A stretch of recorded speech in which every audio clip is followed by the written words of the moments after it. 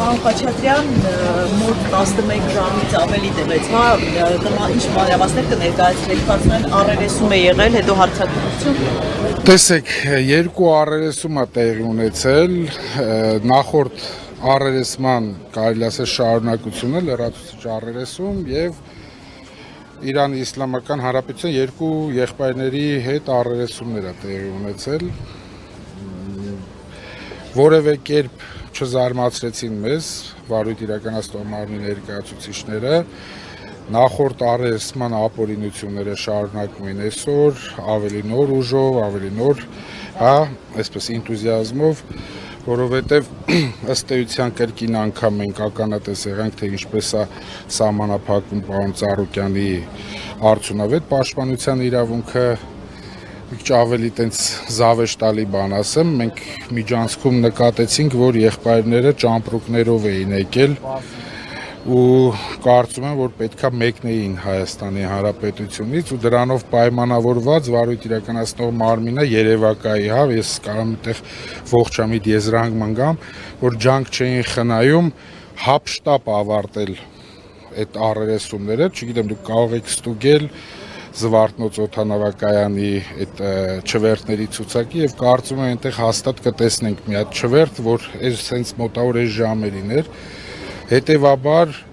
բոլոր հնարավոր ու անհնար մեթոդներով կրկին անգամ սահմանափակեցին մեր հարցեր տալու իրավունքը, իրենց համար ակնհայտ է, որ ցանկացած պահի մեր տակտիկայով, մեր հավաքած հարցերը, եթե մենք տանք վարույթ իրականացնող մարմինը չի կարող ոչ մի բան անել ու օբյեկտիվ իրականությունը բացահայտվելու է։ Այստեղ ասեմ ավելին, ակնհայտ է, որ մարդիկ նախորդ առերեսումից հետո որոշակի երկու եղբայր սինխրոնիզացրել էին իրենց ցուցմունքները, բայց այնուամենայնիվ նաև այդ պարագայում այնտեղ խնդիրներ կա, ուղղակի ես հիմա մանրամասները նյութի, բովանդակության չեմ կարող ասել, բայց դա էլ համոզված եմ, որ նրանց չէր կարող փրկել այդ սխալները վերհանելուց, իրենց ցուցմունքների մեջ առկա հակասությունները վերհանելուց, հետևաբար այդ գիտակցումով խայտառակ կերպով ուրեմն սահմանափակվեցին մեր հարցեր տալու իրավունքը, բայց համոզված եմ ամեն ինչ դեռ առջևում է։ Հիմա ասեմ ավելին, դրանից հետո շարունակվեց մեկ այլ գործողություն ու պարոն Ծառուկյանին նկատմամբ պարզվեց, որ մի հատ էլ նոր հանրային քրեական հետապնդում կա հարուցված քրեական օրենսգրքի 290-րդ հոդվածով, այսինքն հարկերից խուսափելու է, արդեն ավելի զավեշտալի դեպք է, որովհետև կարծում եմ բոլորին արդեն հայտնի է, որ պարոն Ծառուկյանը դեռ 2003 թվականից, եթե չեմ սխալվում, երբ որ ընտրվել ազգային ժողովի պատգամավոր, իր բոլոր բիզնեսները հանձնել է կառավարման ու այդ բիզնեսների կառավարման հետ որևէ առնչություն առհասարակ չէր կարող ունենալ, բայց այս բանը չգիտես ինչի նոր գործ հարուցվում։ Դե տեսեք, կոնյակի գործարանի հետ կապված է, հիմա բնականաբար կարծում եմ հարցի պատասխանը այնքան ակնհայտ է, բայց կամ մի անգամ էլ կրկնեմ, այս բոլոր իրադարձությունները, որ այս վերջի օրերին տեղի են ունենում պարոն Ծառուկյանի շուրջ, պարոն Ծառուկյանն էլ իր գնահատականը տվեց, մենք էլ ենք գնահատում որպես քաղաքական ճնշումներ, քաղաքական հետապնդումներ, որովհետև չի կարող նման բան լինի, որ մի օրում մի անգամից ակտիվանան տարբեր ժամանակահատվածներում հարուցված գործեր կամ նոր գործեր հարուցվեն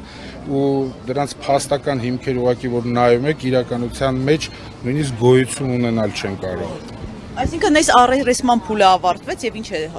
առերեսման փուլը դեռ չի ավարտվել, որովհետեւ մենք ընդամենը առերեսվել ենք 2 օգոտ, իսկ մեր միջնորդությունները վերաբերվել է առհասարակ պարոն Ծառուկյանի հակընդդեմ հարցման իրավունքը ապահովելուն բոլոր այն անձանց հետ, ում որ վարույթ իրականացնող մարմինը մտածում է կամ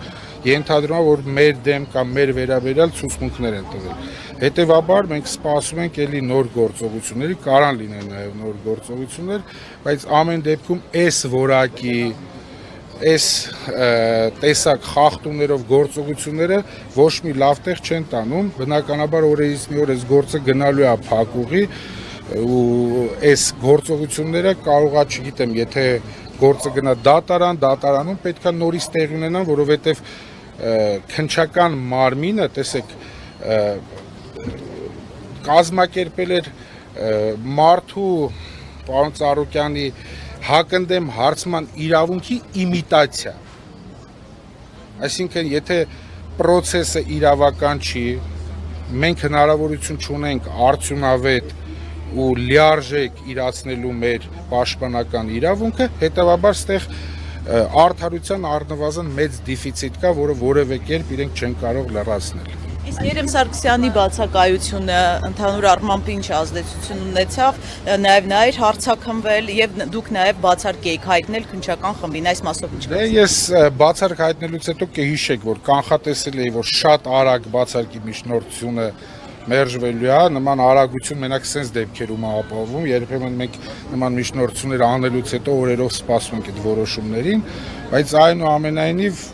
իմ կանխատեսումները ճիշտ էին ու այդ բացարկի միջնորդությունը շատ արագ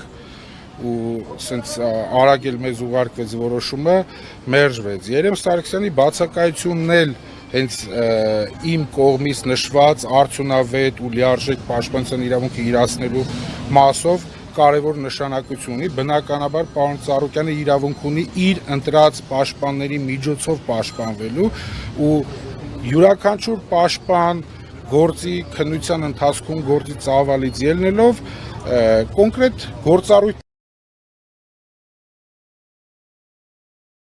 բնականաբար նաև բացասական ազդեցություն է թողում, այդ թվում նաև մյուս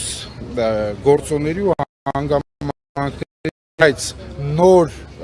քրեական հետապնդում հարուցելու որոշումը, երբ որ ներկայացրեցի պարոն Ծառուկյանին, այստեղ որևէ խոչընդոտ ու խնդիր չկա պարոն Սարգսյանի մասնակցության, պարոն Ծառուկյան նորից ցանկություն հայտնեց, որ այդ մյուս գործով իր շահերը պաշտպանենք, ես, Սմբատ Մինասյանը եւ Երեմ Սարգսյանը տեսնենք վարույթ իրականացնող մարմինը ինչ դիրքորոշում կունենա այդ մասով։ Հաստորեն այդ նախնական ցուցմունքում եւ այս պահի ցուցմունքներում Իրանի Հանրապետության քաղաքացիների հակասություններ կան։ Հակասությունները մի հատ չի, բազմաթիվ է։ Բացի դրանից, մենք ներկայացրել ենք մի շարք փաստական հանգամանքներ, փաստաթղթեր, որոնց հերքման համար որևէ ողջամիտ բացատրություն այդ քաղաքացիների կողմից չենք լսել։ Մենք ունենք էլ ավելի շատ փաստական տվյալներ, փաստաթղթեր, ապացույցներ, որոնք տեսնելով մի քիչ առաջ ասեցի, չէ, այս դեֆիցիտը արդարության, մենք այս փուլում որոշել ենք դրանք չներկայացնենք։ Մի հատ հասկանանք այս ներկայացրածի վերաբերյալ ինչ քննություն է գնում, ինչ ռեակցիա են տալիս, որ դրանից հետո մենք որոշենք մեր մարտավարությունը արդյոք այս փուլում արժե այդ ապացույցները ներկայացնել, թե ոչ, որովհետև ըստ էության կարող է ես էլի առիթ ունեցել եմ ասելու, բայց այստեղ արդարություն փնտրելը ուղղակի միամտություն է։ Այս ինչին, որ մենք ականատես ենք լինում, երևակայի մեր այս նոր հանրապետության պատմության մեջ կամ համոզված ասեմ, որովհետև բավականին երկար աշխատում եմ այս ոլորտում, եզակի դեպք է։ Նման դեպք երբևէ չի եղել։ Տարբեր քաղաքական գործեր եղել են, տարբեր ճնշումներ, տարբեր աստիճանի եղել են, բայց այս աննախադեպ է։ Որևէ ողջամիտ բացատրություն չկա նման բռնաճնշումների, նման քաղաքական հետապնդում, вообще պետք է չլիներ ու տեղին էլ չի։